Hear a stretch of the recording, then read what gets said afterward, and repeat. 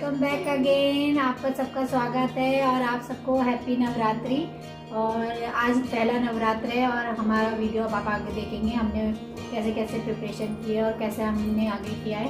आज पहला नवरात्रि, तो मैं पहले नवरात्रि में अपनी सासू माँ को आपके सामने लेके आई हूँ। तो मेरी सासू माँ आपको बताएगी, एक्चुअली मैं गढ़वाली हूँ लेकिन मैंने नेपाली में शादी की है, तो बहुत अलग तरीके से सेलिब्रेट किया जाता है दशहरा और नवरात्रि। तो मम्मी आपको बताएगी कि हमारे यहाँ नवरात्रि और दशहरा कैसे मनाते हैं। आप सबको मेरा नमस्ते और हमें लाइक कीजिए, आपको पसंद आए। हमारे यहाँ नवरात्रे में 3 जगह जौ रखते हैं, एक अष्टमी का, एक नवमी का, एक दशहरा। नवरात्रों में आज हमने जैसे कलश रखा है, जौ रखे हैं, वो विधि विधान से करते हैं। जैसे 5 फल हो गए, पंचमेवा होती है, 9 ही पत्ते होते हैं, जौ होता है, तिल होता है, कटोरे में चावल रखते हैं, उसमें पैसा रखते हैं। एक कलश होता है, कलश में कलावा बांध के स्वास्तिक का निशान बनाकर उसमें 9 पत्ते उसके आम के रखे जाते हैं।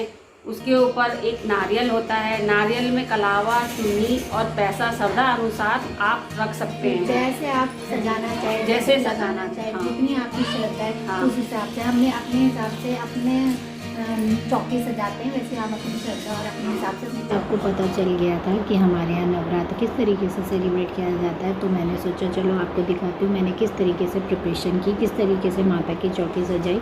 हमारे यहाँ चौकी वैसे और अच्छे से सजाई रहती है, लेकिन इस बार थोड़ा ऐसे ही हो गया।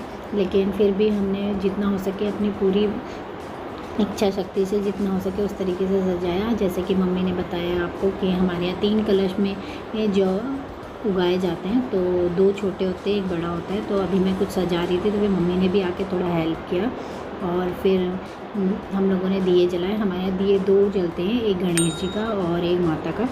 तो अगर 9 दिन का व्रत है तो वो 9 दिन ऐसे ही जलना चाहिए, लेकिन अगर आप 1 दिन और लास्ट का फर्स्ट का व्रत रखते हैं तो ठीक है, वो सुबह और शाम के दिए के हिसाब से जलना चाहिए।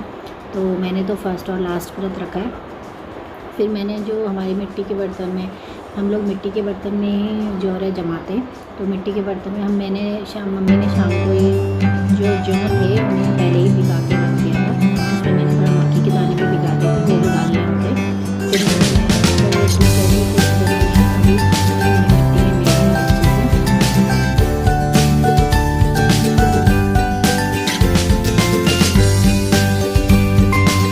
निकले, वो बहुत अच्छे से निकले, तो मैंने इसे मिट्टी में अच्छे से मिला दिया था, ढंग से डैब भी कर दिया था ताकि ये ठीक से बैठ जाए, अच्छे से हो जाए। और ये मेरा दूसरा कलश था, 2 कलश जो नीचे रखे थे उनमें भी मुझे अच्छे से मिट्टी डालनी थी, ताकि मिट्टी और जौरा दोनों डालना था ताकि ये अच्छे से मिक्स हो जाए। तो मैंने इसमें भी अच्छे से दोनों में डाल दिया था, इसमें भी और दूसरे वाले में भी।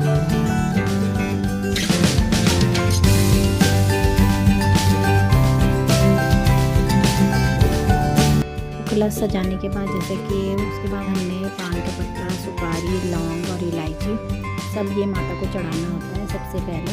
उसके बाद हमें फल, पंचमेवा, पंचमिठाई को एक श्रृंगार सब चढ़ाना होता है, सारा श्रृंगार चढ़ाना, क्योंकि ये एक नियम है, श्रृंगार माता को चढ़ाना है। और उसके बाद हमारे यहाँ आरती हमने चढ़ाई थी, और सबसे ज़रूरी माता को हमें श्रृंगार चढ़ाना होता है, तो हम श्रृंगार का पूरा सामान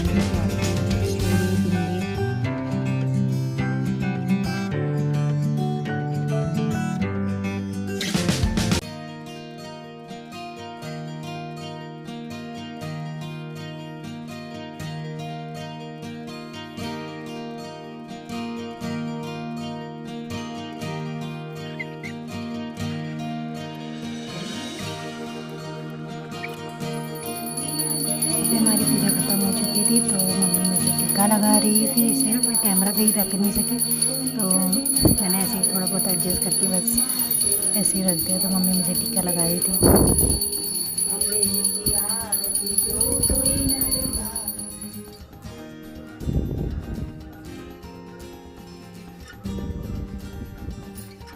बाद में मम्मी को लगा मेरे टीका कौन लगाए, तो मम्मी खुद ही अपने आप पे फोकस मार के टीका लगा रही थी अपने आप को। तो बस हम दोनों ही कर रहे थे पूजा, और हमारी पूजा ख़त्म हो गई। और ये हमारा मंदिर है बड़ी निष्ठा से जलाया है दिया, बड़ी निष्ठा से इसे सजाया है और माता हमारी मनोकामनाएं पूरी करे और आपकी मनोकामनाएं पूरी करे।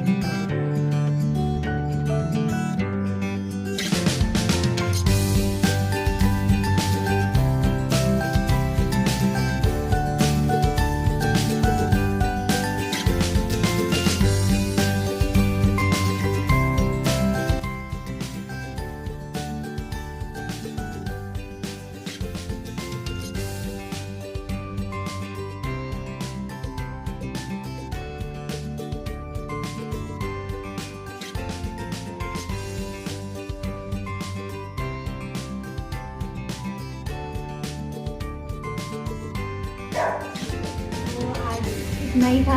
वैसे मैं रोज़ का नहीं ला पाऊँगी क्योंकि रोज़ इतना कुछ होता नहीं है, लेकिन 8 में और 10 वाले दिन हमारे यहाँ सेलिब्रेशन जो भी होगा मैं आपके साथ शेयर वीडियो आपको कैसा लगे ज़रूर बताएं कमेंट करके, और लाइक शेयर और सब्सक्राइब करना ना भूलें। Bye, thank